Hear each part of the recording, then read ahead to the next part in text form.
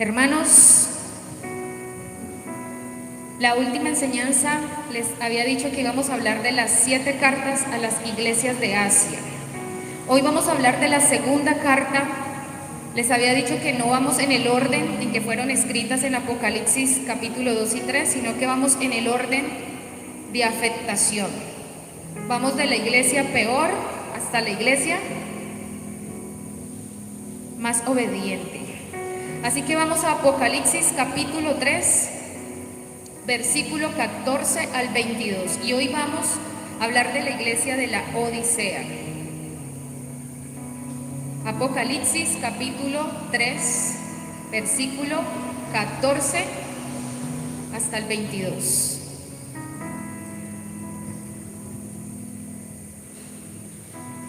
¿Ya todos están allí? Amén. La iglesia de la Odisea. Y escribe al ángel de la iglesia la Odisea: he aquí el amén, el testigo fiel y verdadero, el principio de la creación de Dios. Yo conozco tus obras, que ni eres frío ni caliente. Ojalá fueses frío o caliente. Pero por cuanto eres tibio y no frío ni caliente, te vomitaré de mi boca. Porque tú dices: yo soy rico y me he enriquecido, y de ninguna cosa tengo necesidad, y no sabes que tú eres desventurado, miserable, pobre, ciego y desnudo. Por tanto, yo te aconsejo que de mí compres oro refinado en fuego, para que seas rico, y vestiduras blancas para vestirte, y que no descubra la vergüenza de tu desnudez, y unge tus ojos con colirio para que veas. Yo reprendo y castigo a todos los que amo.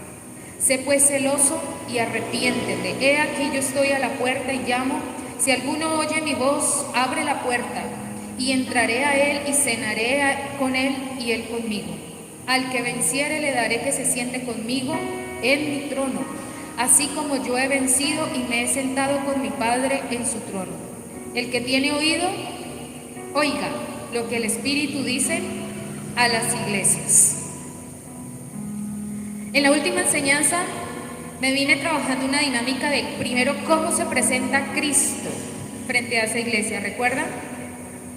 La iglesia de Sardis, que se presentó diferente a cómo se presentó a esta iglesia. A la iglesia de Sardis le dijo: yo soy el que tiene las 7 estrellas en mi mano y el que camino en medio de los 7 candeleros. Pero a la iglesia de la Odisea, Jesucristo se presenta diferente. Él le dice: yo soy el amén.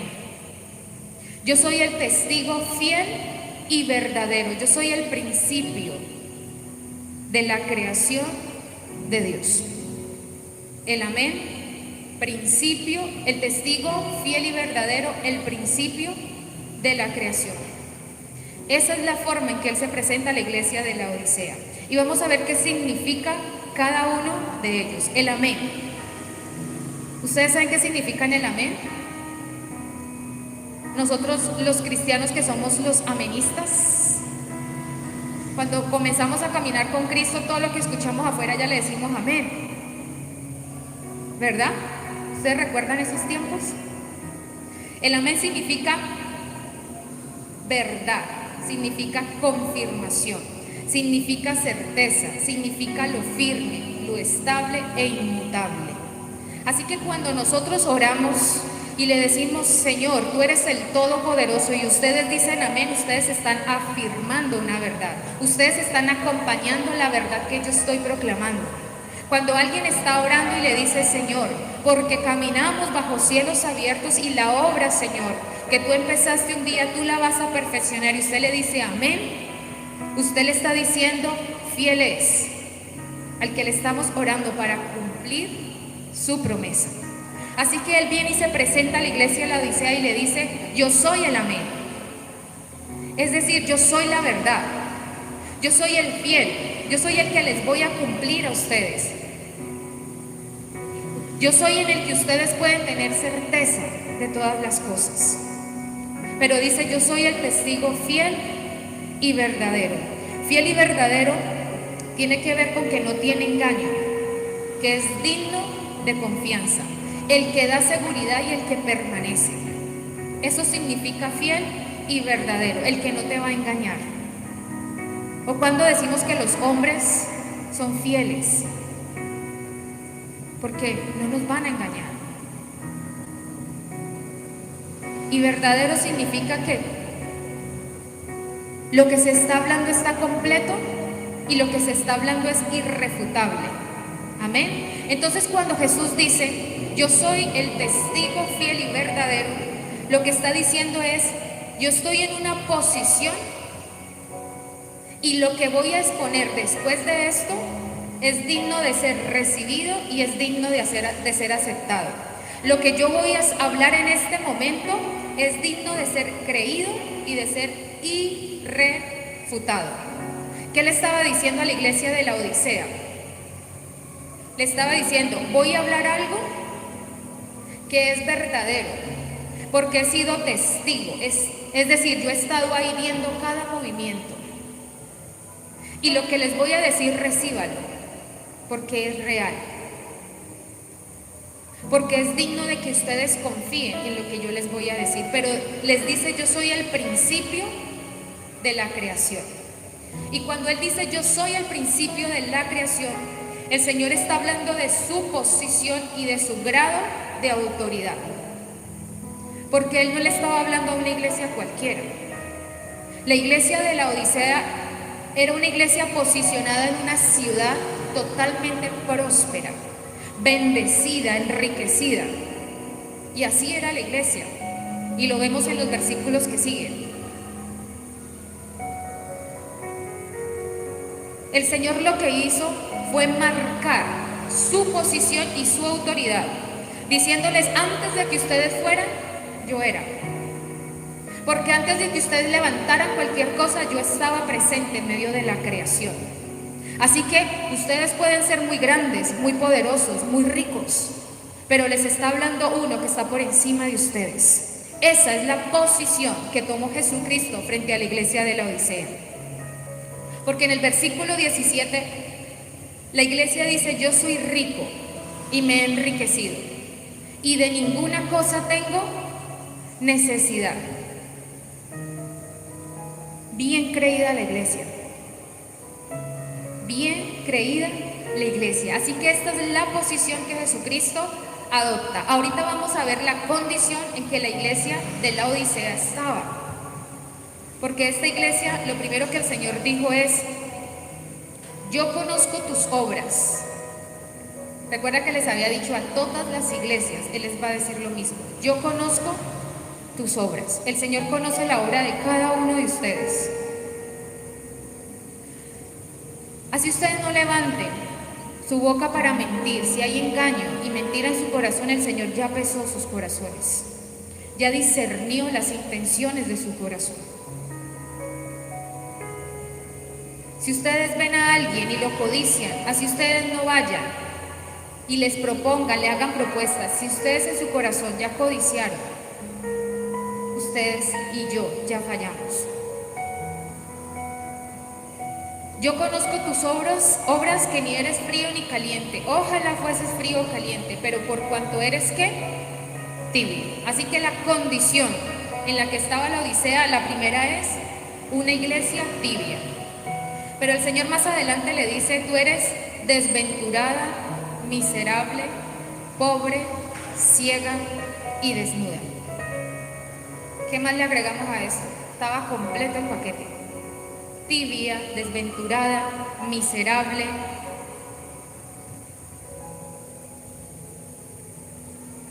Pobre, ciega y desnuda. Esta era la condición de la iglesia. Y vamos a empezar, ¿qué significa una iglesia? ¿Qué significa una persona desventurada? Significa una persona o una iglesia sin gracia, sin favor, opacada, sin espíritu. Es una iglesia que se mueve en su voluntad, en sus propios intereses, lejos de la guía del Señor, en ausencia del Espíritu de Dios. Aunque se encuentre haciendo la obra de Dios, aunque se encuentre haciendo muchas cosas para Dios, no nacieron desde el corazón de Dios. Y a estas personas o a esta iglesia el Señor llama desventuradas. ¿Qué significa entonces desventurada? persona o una iglesia que tiene ausencia del Espíritu, que tiene ausencia de la guía del Espíritu. ¿Cuántas iglesias no vemos que hacen, pero no pasa nada?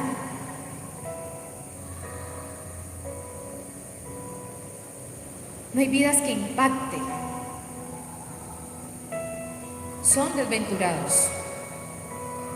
El Señor les dice que son una iglesia miserable, y miserable significa una iglesia o una persona desafortunada, infeliz, desanimada, ruin, despreciable, mezquino, negativo, sin consideración o respeto, que perjudica a los demás para su propio beneficio. Eso significa miserable.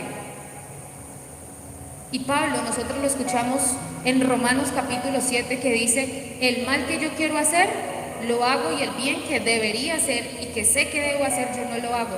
¿Y cuál es la expresión que lanza Pablo allí? Miserable de mí.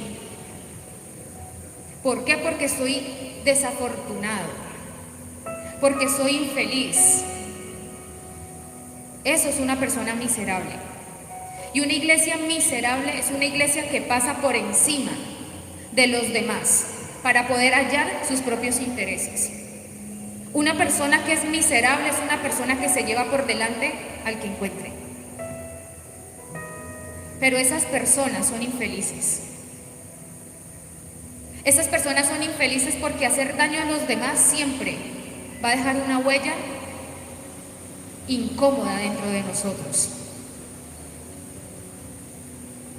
Pero el Señor les dice: ustedes son una iglesia pobre.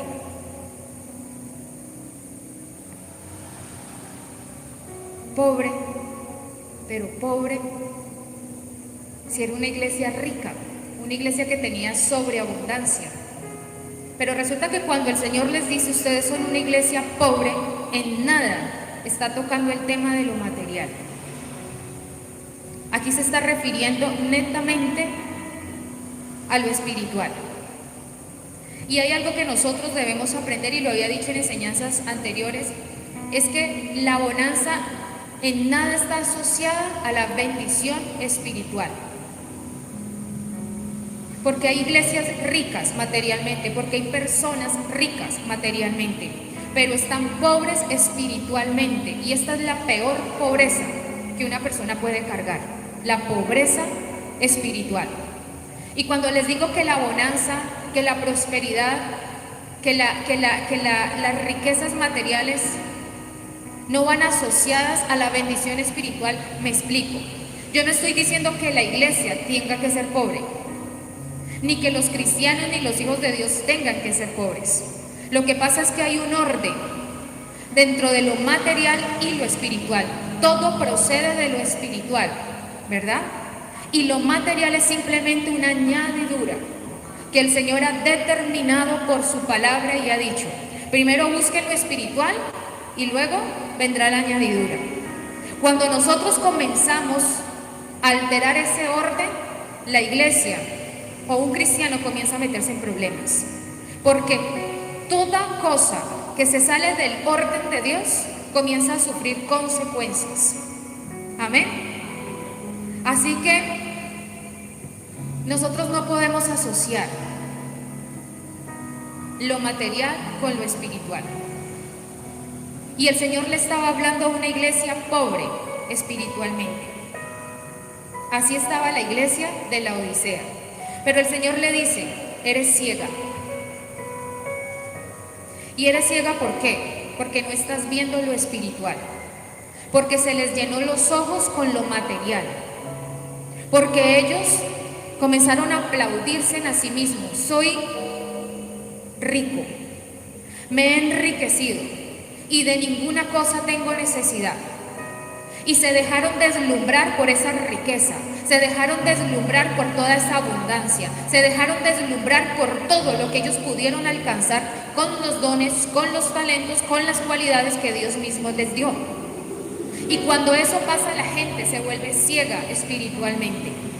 Y la gente ciega espiritualmente tropieza y cae. Se desvía del camino que el Señor ha trazado para que la iglesia la transite. Mire, si nosotros tenemos la capacidad de producir, de multiplicar esa cualidad, ¿quién nos la dio? El Señor. Si nosotros tenemos un don, ¿quién nos lo dio? El Señor. Si tenemos una cualidad, ¿quién nos lo dio? Todo lo que nosotros somos y tenemos proviene de Dios. Que hay unos que las desarrollan, las multiplican, es diferente.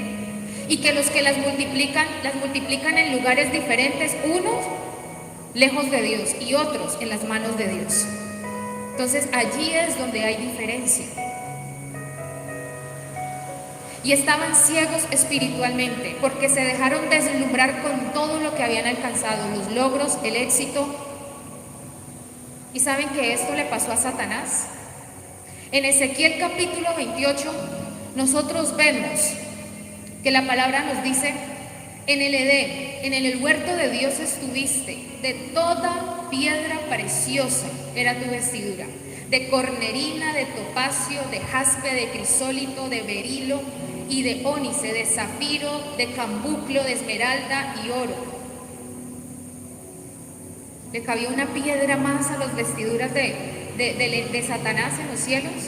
Y dice: los primores de tus tamboriles y flautas estuvieron preparados para ti en el día de tu creación. El versículo 15 dice: perfecto eras en todos tus caminos desde el día que fuiste creado. El 17 dice: se enalteció tu corazón a causa de tu hermosura. Corrompiste tu sabiduría a causa de tu esplendor. Cuando nosotros nos detenemos a mirar con estos ojos naturales los logros que hemos alcanzado, nos vamos a enceguecer. Cuando nosotros nos dejamos deslumbrar por los éxitos, por todo lo que podemos multiplicar en nuestras fuerzas, nos vamos a quedar ciegos espiritualmente. Y esto fue lo que le pasó a la iglesia de Laodicea.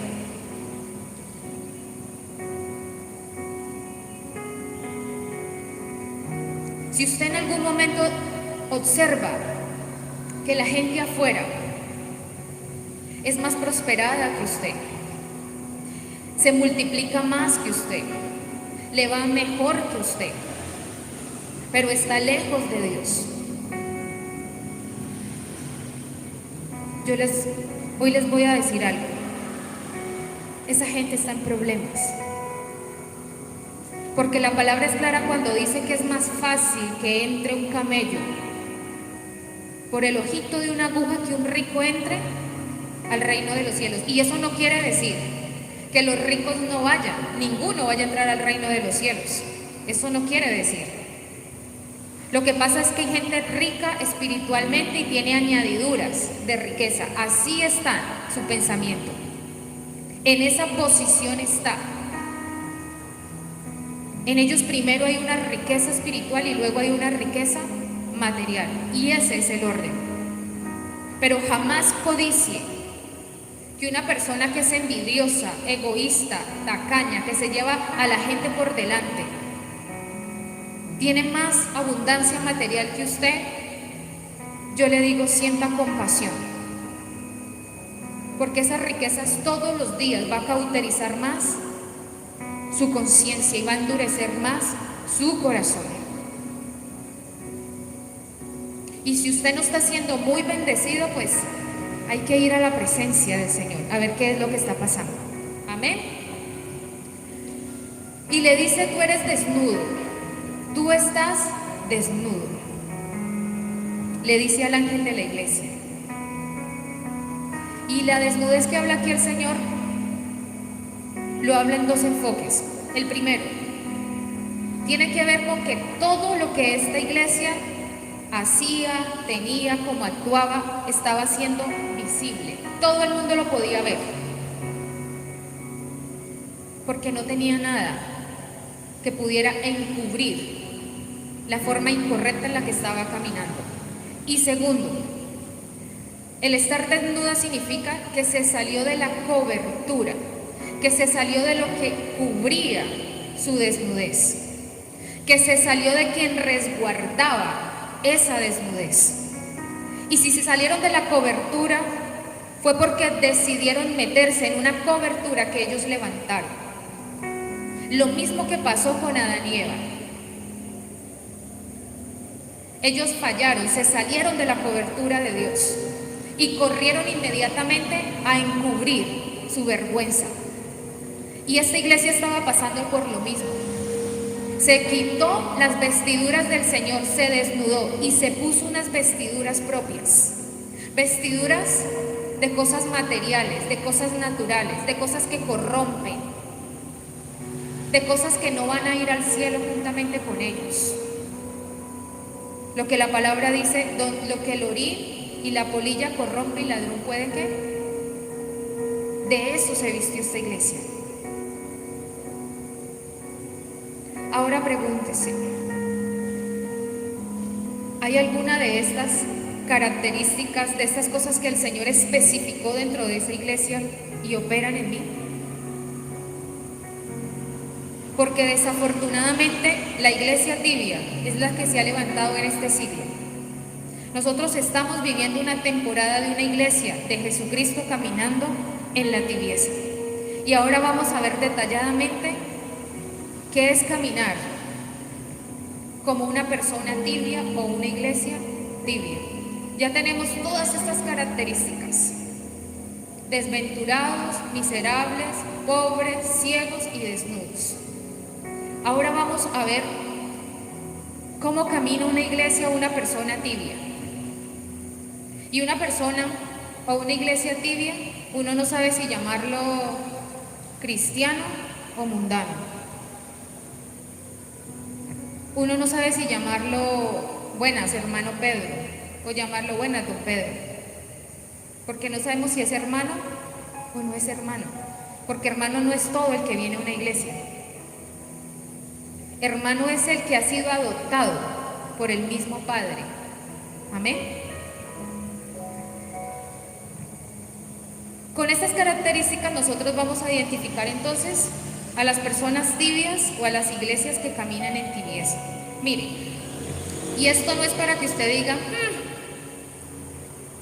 así camina fulano, así camina tal iglesia. No. Cada palabra que el Señor trae es una palabra para que usted y yo la apliquemos a nuestra propia vida. Porque a veces somos felices mirando a ver esta palabra, ay, no vino, voy a grabarla para enviársela. Y sufrimos y decimos, ¿por qué no vino? ¿Por qué no vino? No. La palabra que el Señor trae a una iglesia es una palabra para que usted llegue y se la ponga y se vaya para su casa a reflexionar sobre ella y vaya y se haga un autoexamen para ver qué cosas el Señor hoy le está exhortando. Amén. Porque la palabra que Dios está trayendo a través de esta iglesia es una palabra de exhortación. Y la palabra de exhortación no es una palabra de regaño, es una palabra donde el Señor le está diciendo, todavía tienes oportunidad. Endereza tus sendas, encamínate en la verdad del Señor. Una exhortación no es un regaño. Una exhortación es una palabra de ánimo. Es una palabra de que aún tenemos oportunidad de ser mejores para Dios. Amén. Una iglesia tibia camina en la espiritualidad, pero no es espiritual. Es decir, le trata los temas espirituales. Usted lo escucha y escucha como si fuera alguien espiritual, pero solo camina en un medio de espiritualidad, pero no es espiritual. Porque camina conforme a su voluntad, porque camina conforme a sus emociones, porque camina conforme a lo que quiere, pero no camina conforme a la dirección y a la voluntad del Señor. Se mueve en lo espiritual, pero no es espiritual. Una iglesia o un hermano que camina en la tibieza está lleno del conocimiento de Dios, pero no vive ese conocimiento de Dios. Es decir, salió de la universidad con toda la teoría. Voy a dar un ejemplo de mi carrera. Salió el contador público, la contadora pública. 11 semestres, con tesis, graduados con honores. Y usted le entrega una declaración para que la haga de renta. Me pregunto, ¿la saben hacer? No, porque le falta práctica. Tienen el conocimiento. Y toda carrera es igual. En una carrera se les da el conocimiento, pero ya depende de ustedes cuánto practican ese conocimiento. Porque cuando un egresado sale de una universidad, yo no veo ningún profesor llamándolo, ¿qué hubo? ¿Usted está practicando? ¿Qué hubo? ¿Usted está ejerciendo? Y a veces pretendemos que en la iglesia hagan eso con nosotros. Se les da la palabra. Cada uno tiene su palabra en la casa, me imagino, ¿no? Y hogar cristiano que respete tiene una Biblia. Pero a veces queremos que nos digan, usted ya leyó, usted ya hizo el devocional. A veces queremos que seamos de escuela. Yo me acuerdo que yo estuve en un tiempo donde tenía que llevar mis devocionales cada 8 días a la líder de danza y me les hacía un chulito de revisado. Pero mi motivación era cumplir con la tarea. Y esa es una motivación incorrecta. Entonces una iglesia tibia está llena del conocimiento de Dios, pero poca práctica. Poco vive el conocimiento que tienen de Dios. Mire, yo me aterro que una persona que está llena de la palabra de Dios es una persona que yo no sé qué pasa. Créanme y me van a perdonar, no quiero que me malinterpreten, pero eso tiene sueños, visiones y Dios le habla a todo el mundo a través de ellos. Pero tan raro que Dios no le hable a ellos, que no los corrija a ellos. Los usa para llevarles palabra de exhortación a otros, pero tan raro que no les exhorte a ellos. ¿Será que el Espíritu les tiene miedo? Tiene abundancia en el conocimiento de la palabra, pero tiene escasez en la práctica de la palabra. Es decir, son vidas llenas de texto, pero vidas vacías en el Espíritu. Y nosotros tenemos que partir del Espíritu para conducirnos en el poder de la verdad, para conducirnos en el poder de la palabra. Yo tengo que partir del Espíritu para poder entender y practicar la palabra. Porque cuando yo me lleno de conocimiento y poco lo practico, yo voy a ser como un címbalo que retiñe. Y yo tengo que buscar al Espíritu para que el Espíritu me fortalezca, para que cuando yo llegue al conocimiento de la palabra, el mismo Espíritu me conduzca a obedecer la palabra. Pero a veces ni leemos la palabra. Vamos a 2 de Corintios, capítulo 3.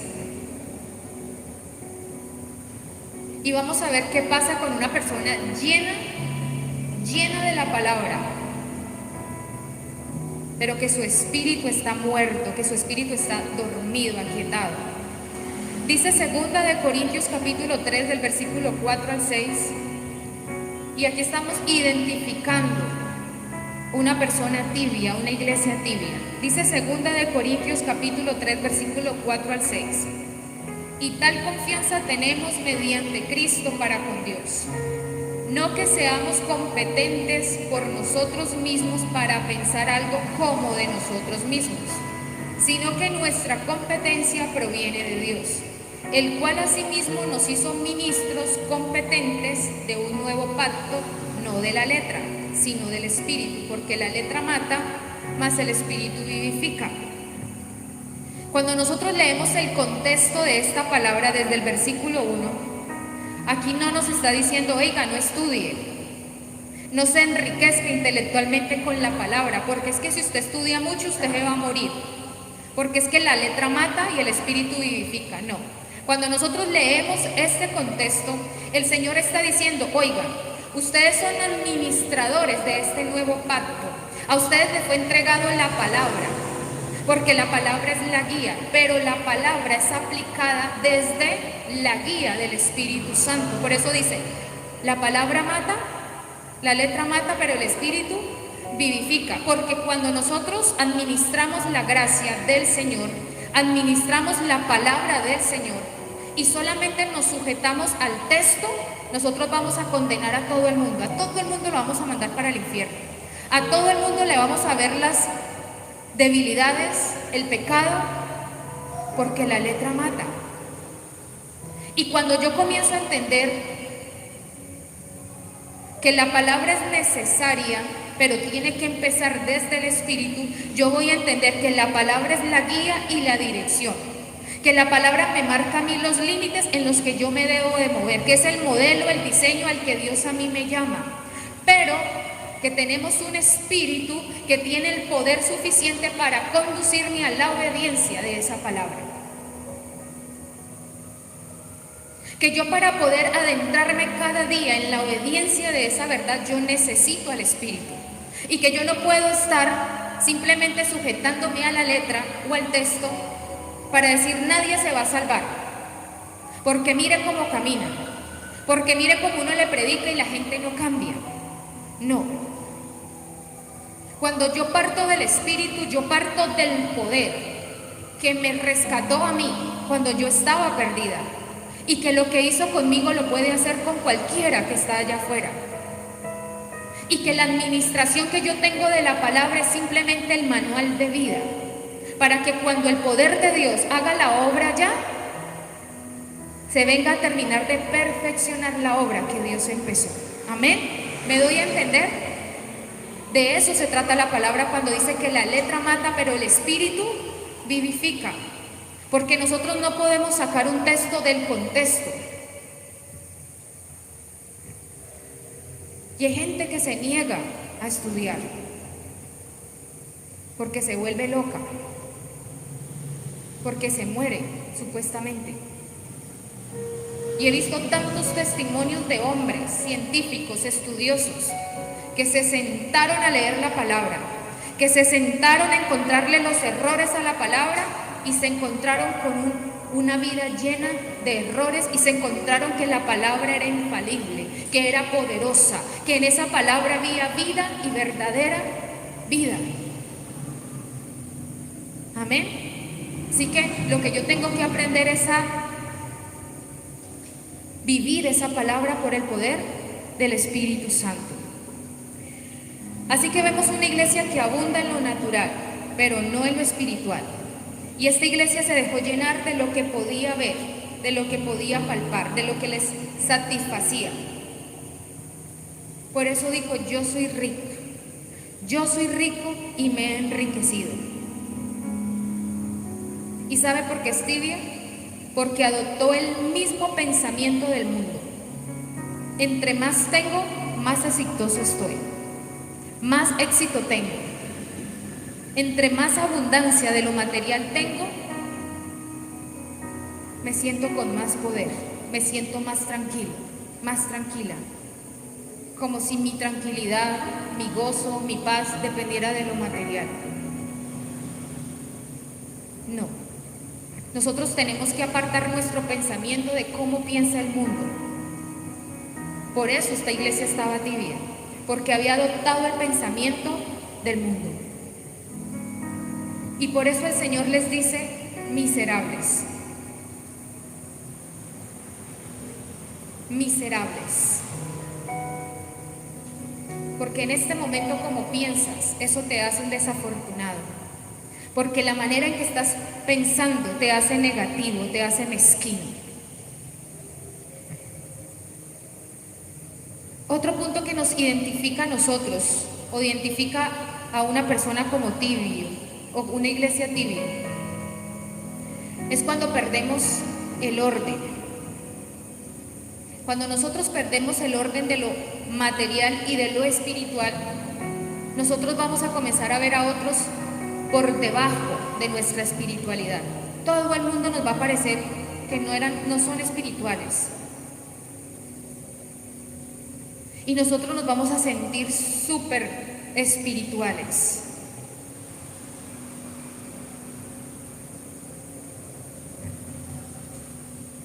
Y cuando nosotros miramos a otros por debajo de nuestra espiritualidad, entre comillas, vamos a tener la facilidad de encontrarle los errores, el pecado. Nos queda tan fácil señalar, nos queda tan fácil criticar, nos queda tan fácil juzgar, porque mi espiritualidad está por encima de otros. Y yo les pregunto, ¿cómo está nuestra espiritualidad frente a Jesús?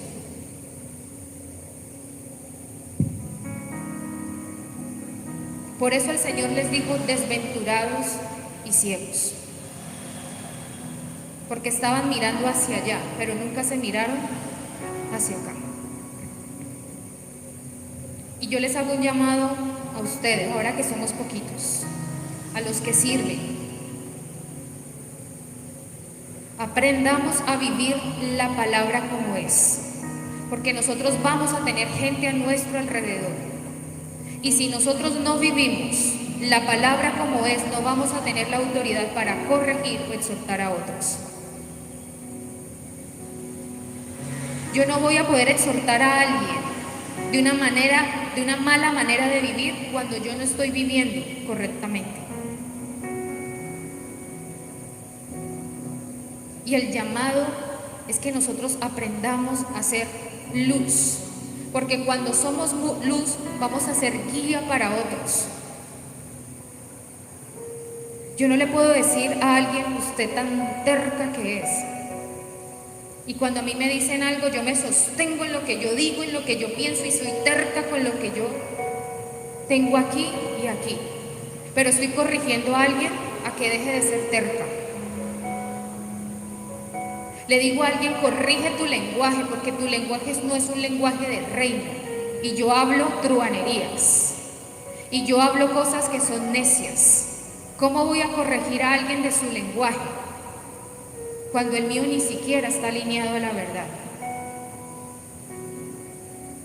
Yo cómo le voy a decir a alguien, no se endeude, las deudas son esclavitud y yo estoy debiendo en todos los bancos.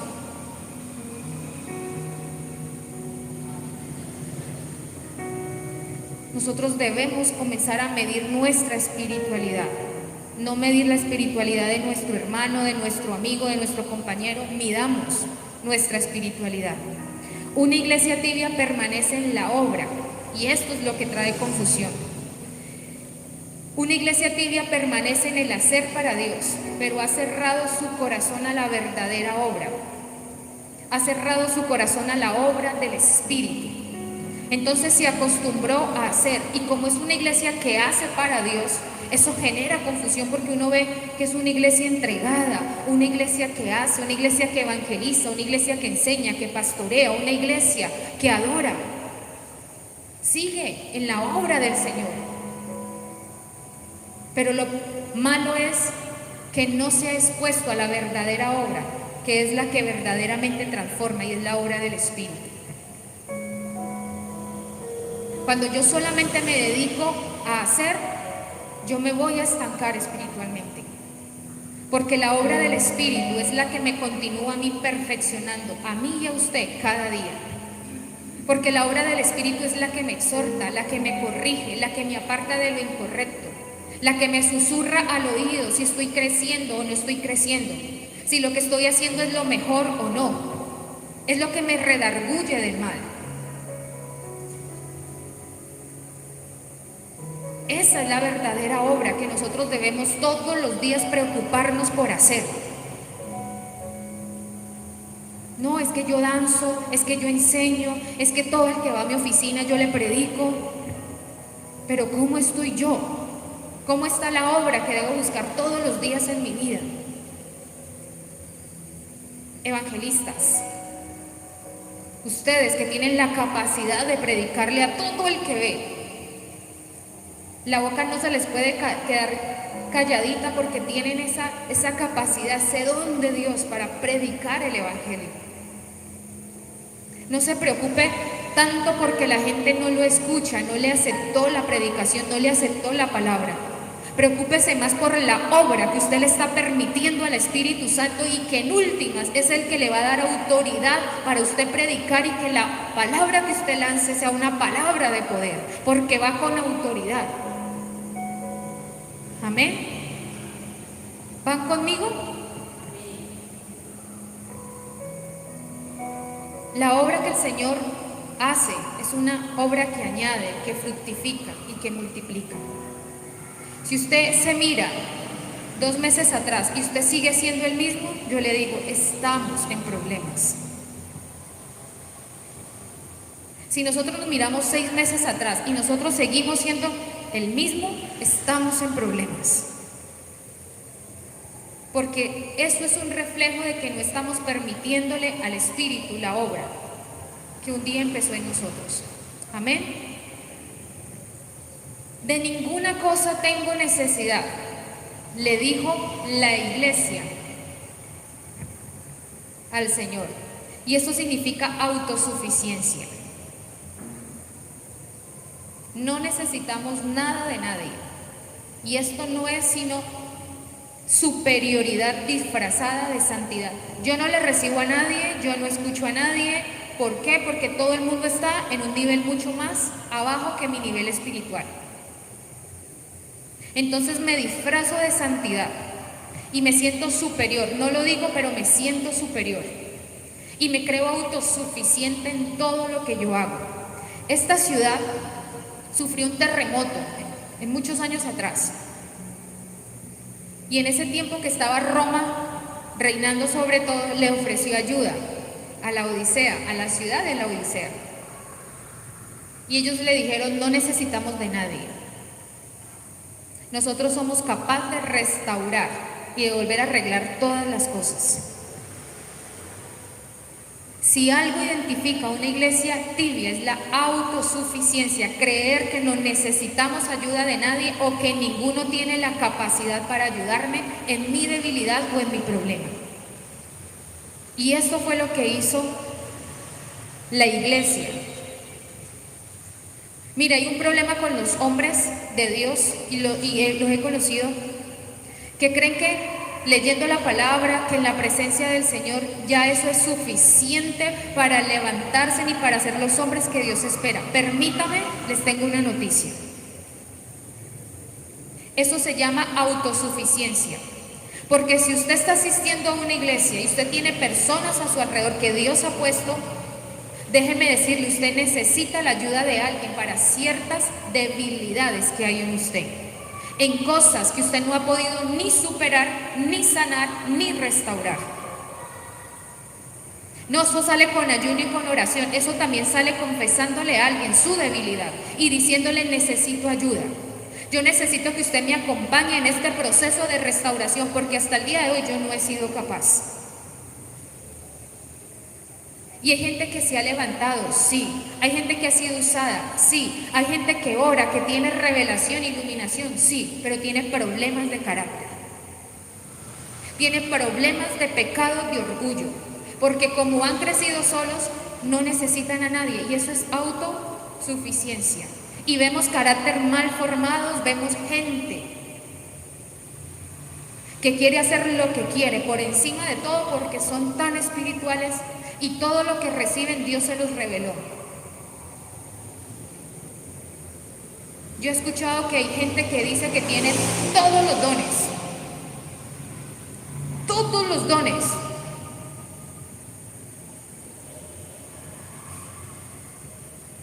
Y tiene todos los dones, ¿a quién va a necesitar si los tiene todos? Estoy enfermo, oro porque tengo el don de sanidad. Voy a hablar en lenguas porque Dios va a revelar algo, también tengo la interpretación de lenguas. Necesito fe, voy a orar por mí mismo porque también tengo el don de fe. Necesito un milagro, una señal, yo voy porque yo tengo el don de milagros y de señales. Necesitamos que Dios hable a través de un profeta, no, yo también tengo el don de profecía, yo voy a hablar. Necesito que el Señor me traiga dirección, yo mismo me voy a hablar.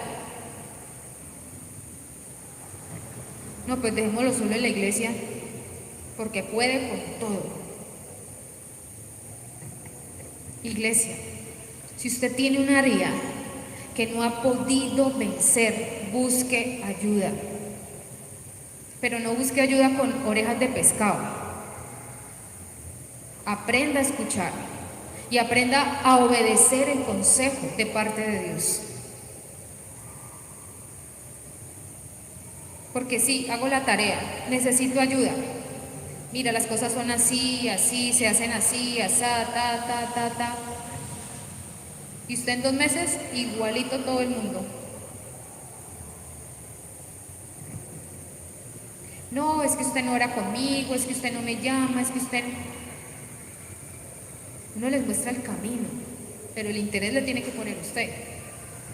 Nosotros no podemos añadirle interés a nadie. Esta autosuficiencia es lo que da a la iglesia tibia la supuesta capacidad para orar, para caminar, para emprender, para avanzar, para llegar lejos, para tener éxito fuera de la cobertura de Dios. Y por eso el Señor les dijo, desnuda eres, porque estás caminando en tus propias fuerzas y las fuerzas de Dios las abandonaste. La cobertura de Dios las abandonaste. Ahora vamos a concluir algo. La fuente de la tibieza de la iglesia de la Odisea fue el orgullo. Esa fue la fuente. Porque se envaneció el corazón de la Odisea pretendiendo tener lo suficiente, siendo capaz con todo, pero la tibieza de esta iglesia arrancó por el orgullo. Y nosotros ya sabemos la posición de Dios frente al orgullo, frente a la altivez. Porque el Señor dice que 6 cosas aborrece el Señor, aún 7, dice la palabra, 7 le causan malestar al Señor. Eso me lo dice ¿qué? Proverbios, capítulo 6. Pero Salmos también me dice que el Señor a los altivos los ve ¿de dónde? De lejos. Por eso cuando nosotros vemos aquí que el Señor concluye, dice, por tanto, ¿qué dice el Señor? ¿Qué hace con la iglesia tibia? La vomita. Eso hace con la iglesia tibia, porque el Señor resiste al orgulloso, resiste al altivo. Y se supone que todas las iglesias están en Dios. Así que el Señor dice, yo lo vomito de mi boca. Igualito que pasó con Satanás, fue expulsado. Eso pasa con la iglesia tibia, eso pasa con una persona que camina en tibieza.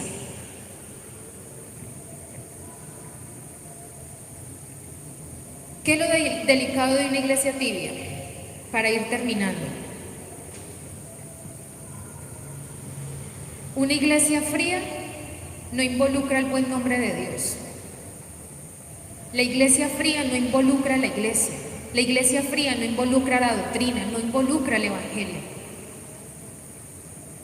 Una persona fría, usted sabe que es frío. Usted sabe que está en pecado.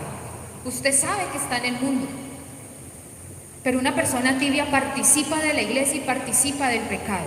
Involucra el evangelio, involucra la doctrina, involucra la iglesia. Y una persona que camina tibia se convierte en piedra de tropiezo para la gente que está afuera. Ese es el peligro de una iglesia tibia. Ese es el peligro. Y por eso el Señor toma la determinación de ¿qué? De expulsarlo. ¿Ustedes por qué creen, y eso ya casi no lo hace la iglesia, que cuando una persona peca, el Señor dice que lo llamen y lo exhorten y llévenlo al arrepentimiento? Pero si esa persona no hace caso, ¿qué pasa con esa persona? Dice la palabra que hay que ir con 2 testigos más y volverle otra vez a hacerle caer en cuenta de su pecado. Y dice que si no se arrepiente, ¿qué pasa con esa persona?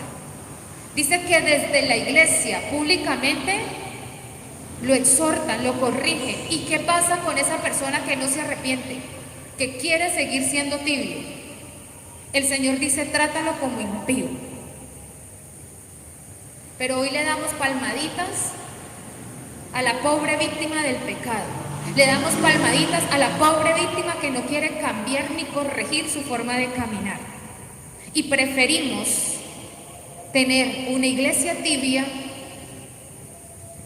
llena que una iglesia caliente con poquita gente. Iglesia, no le dé miedo llamar el pecado con su nombre. Uno se aterra cuando un artista cristiano le preguntan que qué piensa del homosexualismo. No saben qué decir. ¿Por qué? para no disgustar a la gente, para no incomodar a la gente, para no perder o de pronto ganar una mala imagen frente a la sociedad que aplaude ese tipo de prácticas. ¿Por qué no dice es pecado y no estamos de acuerdo con el pecado? Así de simple. Pecado es pecado. Y este es el problema de una iglesia tibia, que compromete el buen nombre de Dios. Y por eso el Señor dice que es que vomitada.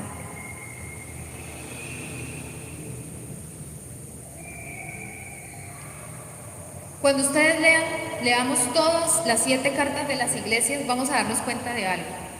Que a todas las iglesias el Señor les dice lo malo y les resalta lo bueno.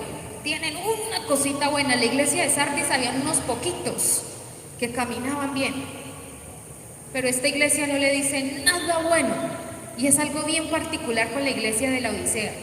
El Señor no le dice, hay unos cuantos que sí hacen lo bueno. ¿Saben por qué? Porque la tibieza confunde, porque la tibieza lo que hace es arropar a todo el mundo y hacerlo sentir que está caminando bien. Entonces todo el mundo se involucra en esa tibieza.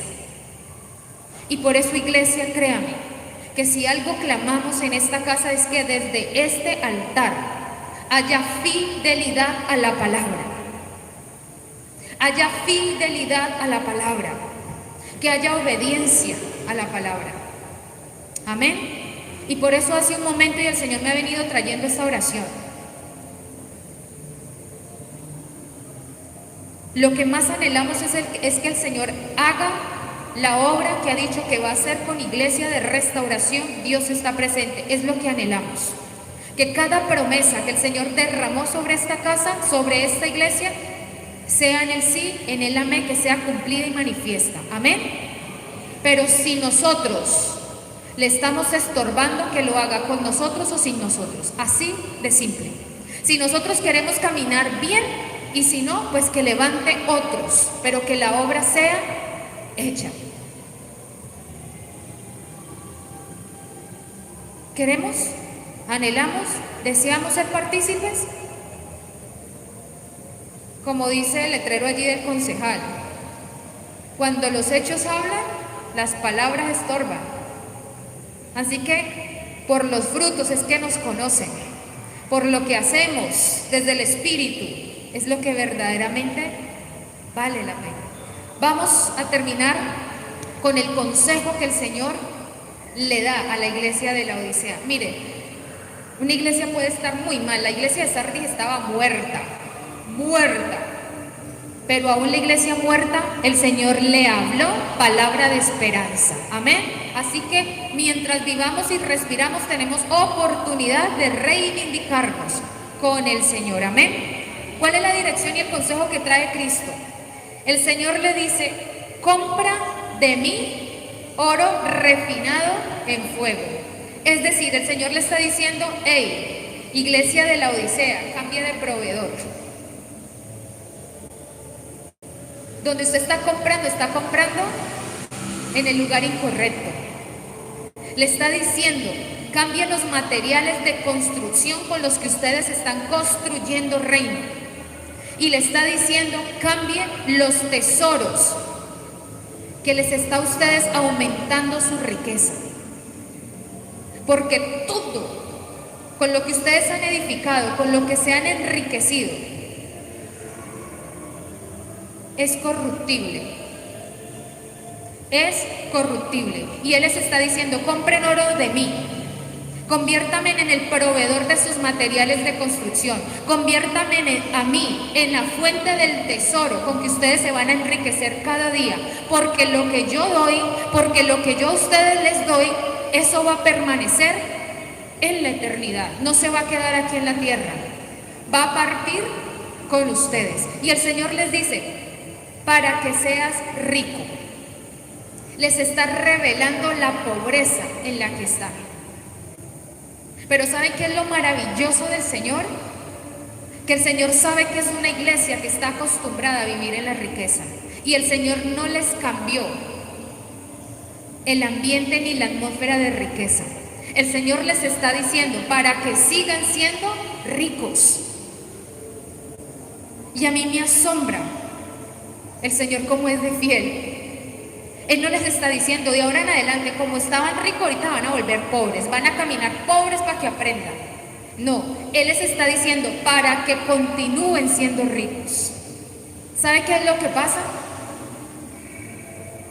Que esta mente va a cambiar y que estos ojos naturales van a cambiar de entendimiento de la verdadera riqueza. Pero ellos van a seguir siendo ricos porque Dios los está llamando a seguir siendo ricos. Amén. ¿Estamos acostumbrados a la sobreabundancia? Gloria a Dios. Allí vamos a permanecer. Solo que vamos a cambiar de dirección. Ya no vamos a seguir mirando para allá, sino mirando hacia acá. Pero vamos a seguir caminando en la riqueza. Dice, compra de mí vestiduras blancas. Él les está diciendo, cúbrete de lo verdadero, de lo santo, de lo puro. Lo que no tiene mancha, lo que cambia tu apariencia. Deje de estar usando esos vestidos de marca. Deje de estar usando esos vestidos elegantes y bonitos. Y vístanse de vestiduras blancas. Esas vestiduras que usted se pone y nadie va a decir, ay no, no tiene ni una mancha. No, son blancas. Esas son las vestiduras que el Señor quiere que nosotros luzcamos, que cubran la vergüenza que viene desde la caída original. Esas son las que Dios quiere que nosotros luzcamos, y le está diciendo a la iglesia tibia, compren de mí vestiduras. Ojalá ustedes se vayan hoy de aquí y yo a cambiar el closet y cambiemos todas esas vestiduras con las que veníamos y nos pongamos vestiduras blancas. Mírelas, justo hoy se vistieron de blanco. Mire tan bonitas. Si tuvieran una mancha se les notaría. Y es que eso hace lo blanco. El Señor dice, unge tus ojos con colirio para que veas. ¿Cómo estaba la iglesia de la Odisea? Ciega. Y el Señor nos está llamando en este tiempo, lavémonos los ojos con colirio, para que los ojos del Espíritu se abran y dejemos la ceguera espiritual en la que la iglesia de este tiempo está caminando. Para que dejemos de ser tan naturales de cómo vivimos el Evangelio y nos convirtamos en hombres y mujeres de espíritu vivificado y entendidos, y veamos cada cosa como debe de ser desde la visión de Dios. Salgan del lugar donde están, sacúdanse de la vida que ustedes hasta hoy llevan. Mire, iglesia, se vienen tiempos muy difíciles. Vienen tiempos muy difíciles. Pero esta palabra que el Señor está trayendo, de volvernos nuevamente a la verdad de Dios, lo que está haciendo es prepararnos para lo que viene.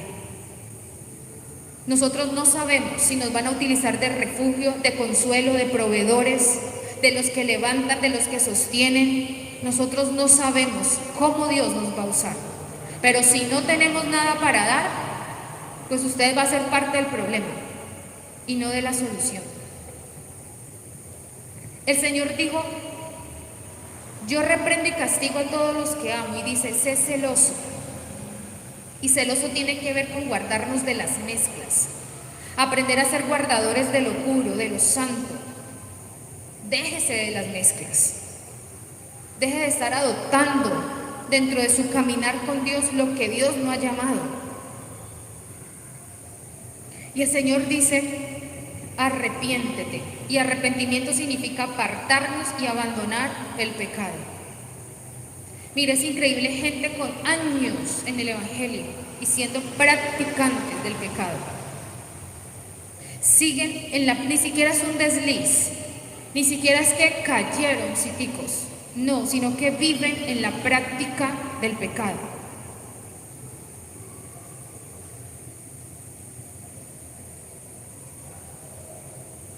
gente de años, y aún uno los ve sirviendo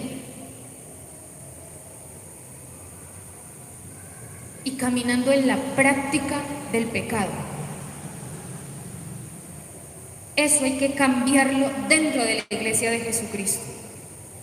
Y esto se hace con esfuerzo, con disciplina, en una búsqueda permanente de la santificación, negándonos a nosotros mismos.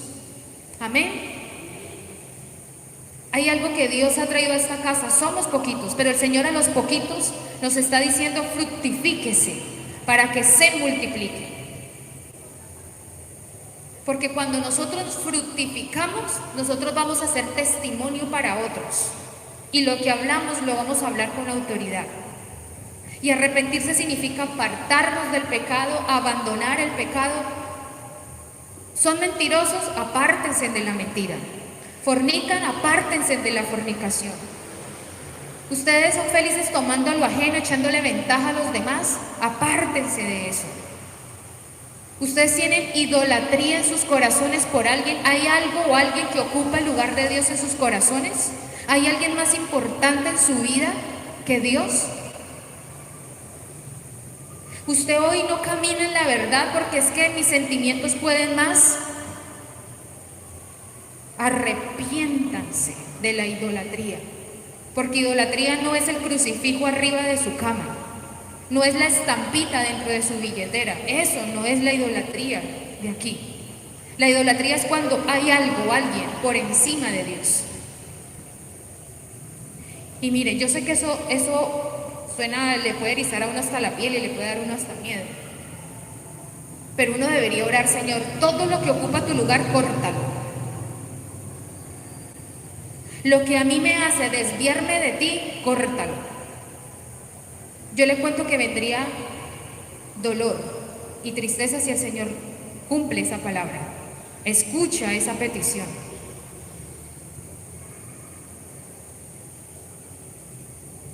Visualice. ¿Hay ídolos en su corazón? ¿Hay algo que ocupa el lugar de Dios en su vida y en su corazón? Esposo, esposa, hijos, hermanos, hermanas, plata, ministerio, iglesia. ¿Hay algo que ocupa el lugar de Dios? Y deberíamos dar una enseñanza sobre eso, sobre la idolatría, y comenzar a dar parte por parte para darnos cuenta si nosotros estamos caminando en idolatría o no. Comenzar a examinar los síntomas de la idolatría. Y el Señor le dice acá en el versículo 20, y lo conocemos mucho este versículo, y con esto termino: he aquí yo estoy a la puerta y llamo. Si alguno oye mi voz y abre la puerta, entraré a él y cenaré con él y él conmigo.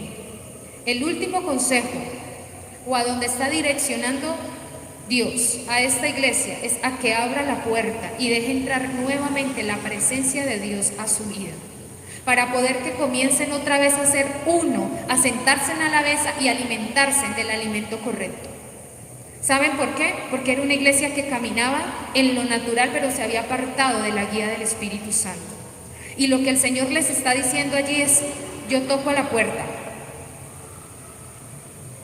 Y les está diciendo: abran la puerta de alguna manera, para yo entrar, cenar con ustedes y que ustedes cenen conmigo. ¿Hace cuánto usted no se sienta a la mesa con el Señor? ¿Hace cuánto usted no experimenta una cena con el Señor? Donde usted sabe que Él está ahí. ¿Hace cuánto usted no lo experimenta?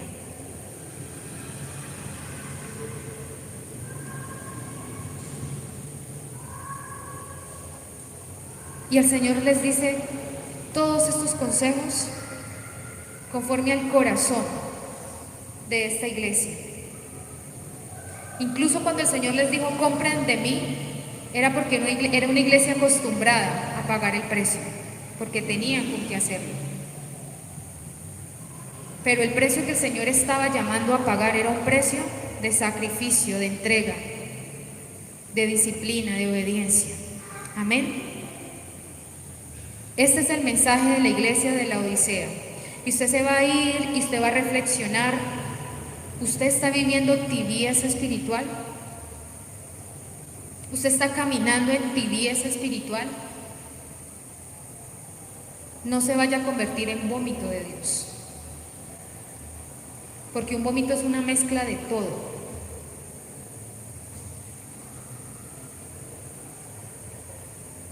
Iglesia, nosotros estamos a tiempo y tenemos la oportunidad de parte de Dios de levantarnos a fructificar en Él, a volver nuevamente, a levantar nuestra mirada a Él. Aproveche este tiempo. Deje la necedad. Dejemos la necedad. Padre, en esta hora